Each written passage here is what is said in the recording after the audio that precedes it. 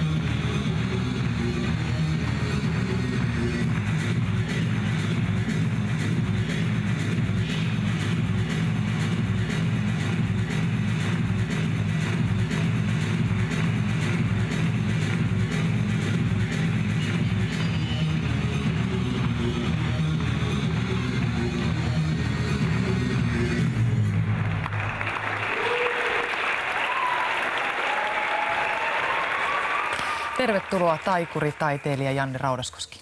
Kiitoksia. Kun ihmiset katsovat tätä sinun Outsider-esitystäsi, jonka viimeksi eilen illalla Kansallisteatterissa esitit, niin kuulemma ihmiset eivät voi ymmärtää sitä, että miten sä voit olla 2 ja 3 ja 4 paikassa yhtä aikaa. Miten sinä teet sen? Mä yhdistän taikuutta, teatteria, elokuvaa. Eli mä näyttelen useita roolihahmoja. Mä oon välillä videokuvaa, välillä elävä hahmo. Mä siirryn eri paikkoihin taikureiden tekniikoilla, näyttelen itseäni vastaan. Eli mä oon käyttänyt tässä elokuvan ja teatteriesityksen yhdistämisessä hyväksi taikuutta. Taikureiden tekniikoilla, eli onko siellä jotain salakäytäviä rakennellut sinne sun tänne? Ei tietenkään saa paljastaa. No vähän sinne päin, joo. No sulla on tosi paljon tekniikkaa tässä esityksessä. Ja sä oot oikein niin kuin yksi maailman huippuja. Tässä mulle kerrottiin eilen, kun soitin kysyäkseni vähän sinusta, että olet viemässä jopa ihan maailmanlaajuisesti tämmöiseen tiettyyn suuntaukseen tai tuomassa tämmöistä suuntausta myös mukaan. Niin mitä tapahtuu silloin, jos tekniikka ei toimi? No esimerkiksi tämä Outsider, niin siinä mennään tunti 10 minuuttia sekunnilleen. Et kun mä näyttelen videokuvien kanssa, meillä on erilaisia erikoisefektejä, ääniä ihan hirveästi. Ja kaiken pitää tulla just 10 sekunnilleen. Myös mun siirtymiset, kun mä menen videokuvaan, se pitää mennä just eikä melkein. Niin aina on vaarana, kun on hyvin paljon tekniikkaa, että se tekniikka saattaa pettää. Että esimerkiksi kuva ja ääni ei ole synkassa tai joku video ei toimi. Eli kaikki on mahdollista, että silleen mennään koko ajan riskirajoilla. Kerran näin taisi käydä Ruotsissa. Joo, kyllä kerran kävi näin Ruotsissa, että oltiin Tukholmassa esiintymässä teatterissa ja se oli ensimmäinen kerta, kun video pomppasi silleen, että video ja ääni ei mennyt synkassa ja siinä oli melkoinen luoviminen sitten. Ei näyttänyt hyvältä. Mitä oppiiko tommosesta sitten? Sitten kun on päässyt siitä harmituksesta yli, voin kuvitella. No mä opin sen verran, että ostin tehokkaamman tietokoneen, enkä käytä sitä mihinkään muuhun kuin tuohon ajohommaan. Tässä on hyvä neuvo meille kaikille. Sä oot myös kiertänyt Kiinassa. Ja siellähän, kun kaikki tietää sen, että siellä ollaan tämmöisessä, voiko sanoa nyt estradi-esityksissä, niin kuin ihan niin kuin vuosisatojen ajan oltu ihan huippuja, niin minkälaista oli olla siellä? Se oli erittäin mielenkiintoinen kokemus. Me oltiin mun toisella tuotannolla Vatti, valopää ja kadonnut hehku. Se on tämmöinen koko perheen prokkis. Tällä kierrettiin viime vuonna Kiinaa 10 esitystä, oli 4 suurinta kaupunkia. Ja vastaanotto oli kyllä aika melkoinen. Ja se, että mä en puhu näissä mun teoksissa, vaan näyttelen miimisesti. Puheet tulee nauhalta. Ja me tehtiin ihan kiinankielinen versio, kun me mentiin. Eli mä käännettiin tekstit kiinaksi, huumori, mietittiin siihen kulttuuriin sopivaksi. Ja sitten palkattiin kiinankieliset näyttelijät ja tehtiin studiossa aivan yksi yhteen versio, mikä oli kiinaksi. niin se oli kans niille varmaan aika monen kokemus, että joku tulee Suomesta ja tekee kiinankielisen esityksen. Ja he tietysti ajatteli, että sinä osaat kiinaa. Joo, se on aika huvittavaa, kun mä näyttelen sitten niin kuin tietysti niitä rooleja vastaa siinä, jotka puhuu kiinaa, niin tulee mielikuva, että toihan ymmärtää kiinaa. Todellisuudessa osaan yhden sanan ja se on xie. Oliko se hei hei vai kiitos kiitos? Mun mielestä se on kiitos. Se piti sanoa CCTV kuvas 12 minuutin pätkän siitä esityksestä. Okay. Niin, pyysivät sanomaan, niin piti toi opetella. No ihmiset vyöry siellä tietysti sinun kimppuun, koska niin tykkäsivät. Joo, se oli aika mielenkiintoinen. Mä ihmettelin, että miksi ihmeessä täällä on niinku siinä näyttämö etureuna täynnä turvamiehiä.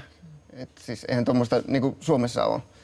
Niin se johtui siitä, että esitys loppui, niin sinne ryykäs ihmiset ottaa valokuvia ja ne oli vähän niinku turvaamassa rekvisiittaa, ettei lähde mukaan. Joo.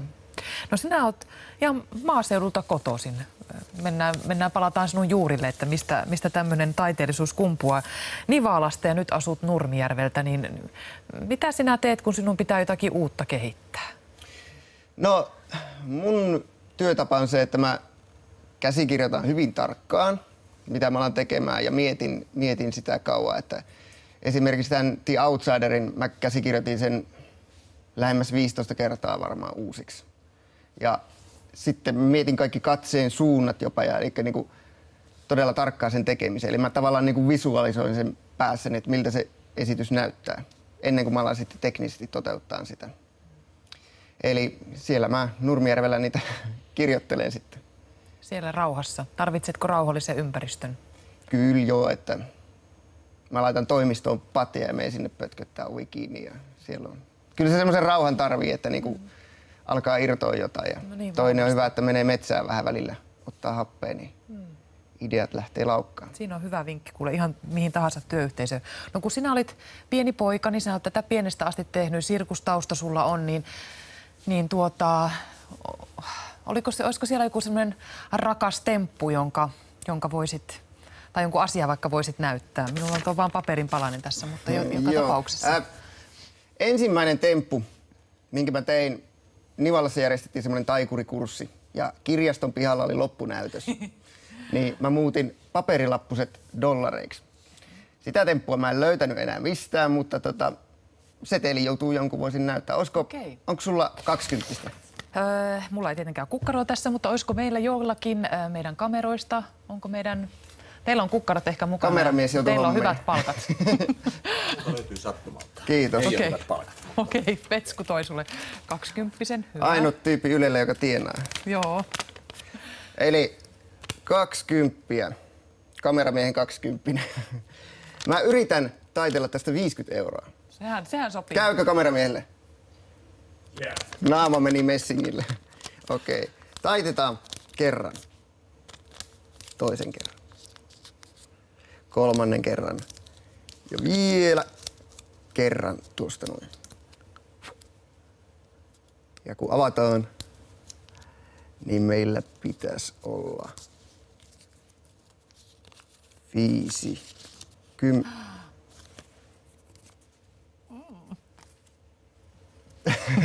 No niin, se nyt ei tullutkaan 50, tuli tämmönen paperilappu. Ilme vakavaituu. Minä katsoin tätä tässä ihan vierestä pitäen, enkä mä mitään nähnyt muuta kuin... Kyllä mä voin maksaa, mä pistän sulle tuohon 10, 20. Okei, selvä. Nyt ootte sujut. Joo. Mutta aika pitkä matka siitä, siis että, tai nyt niin kuin maailman huipulle tämmöisessä, niin se voisi kuvitella, että tuntuu tosi kivalta. No kyllä joo, että mä oon tavallaan alkanut tekemään aika erilaista, mitä niin kuin aiemmin, mitä yleensä taikurit tekee. Eli mä oon alkanut yhdistää teatteria ja taikuutta. Nimenomaan. Mulla on niin kuin tarina näissä mun jutuissa. Ja se on aika tämmönen uusi aluevaltaus, mitä vähempi tehdään. Ja sä oot kuulemma ihan pioneeri tässä, että tätä ovat nyt monet harjoittelemassa maailmalla. Kiitos sen, että sinä oot näyttänyt tätä tietä ja tehnyt, että jos meillä muuten vienti sakkaa, niin kulttuurivienti ei näköjään. Ja opetus- ja kulttuuriministeriö on sinut huomannut, että ihan tämmöinen kulttuuriviennin kärkihanke. Kyllä joo, että tässä on niin tietysti se, että tässä on aika paljon tämmöisiä uusia elementtejä, mitä ei ole aiemmin tehty ja sitten me pystytään tekemään eri kielisiä eri maihin, niin tässä on aika isot markkinat ulkomaillakin. Nimenomaan. Onko tukijoita tarpeeksi tämmöiselle? No kyllähän se kallista on. Nämä on hyvin teknisiä juttuja, mitä mä teen. Eli kun on tekninen juttu, se meinaa monesti, että on myös kallis juttu. Ja sitten vaikka tämä on niinku yhden miehen esitys, tämä The Outsiderkin, niin meillä on kumminkin tekniikassa 5 henkeä ja kuorma-auton verran rekvisiittaa, niin ei se nyt ihan halpaa ole sitten lentorahtina mennä johonkin Kiinaan. Että kyllä niinku sponsoreita tarvitaan. Niin varmasti. No mikä on sinun unelma?